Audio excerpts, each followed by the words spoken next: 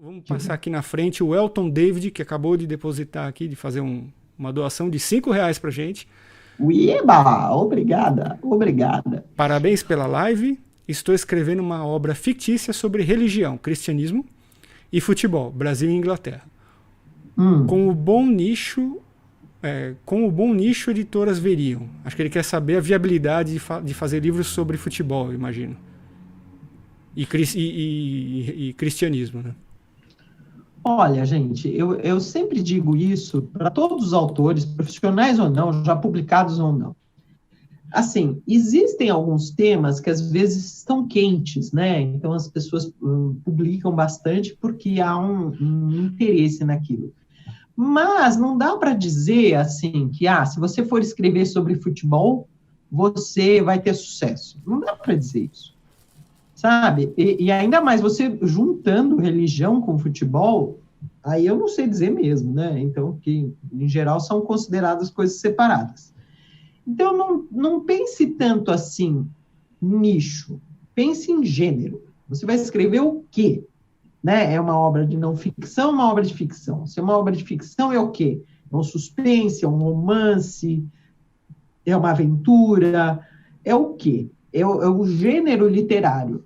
Aí, se passa pelo futebol, muito bem, né? As pessoas gostam de futebol no Brasil, mas só isso não é interesse suficiente. Você tem que fazer, por exemplo, uma história de aventura muito boa que passe pelo futebol. Então, você junta duas coisas, a aventura e o futebol. Você pode escrever uma história de suspense, um romance histórico. Romances históricos são ótimos, mas eles precisam ser bons romances históricos e aí incluir alguma coisa que possa, talvez, interessar ao público. Por exemplo, a história do futebol de algum time em 1900, sei lá. Estou inventando aqui só para dar um exemplo, mas só isso, eu escrevi uma história sobre um time de futebol. Só isso não é garantia de nada, tá?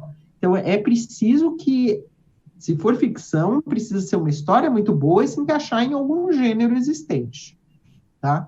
Se for não ficção, precisa ter algo muito interessante para os leitores de hoje.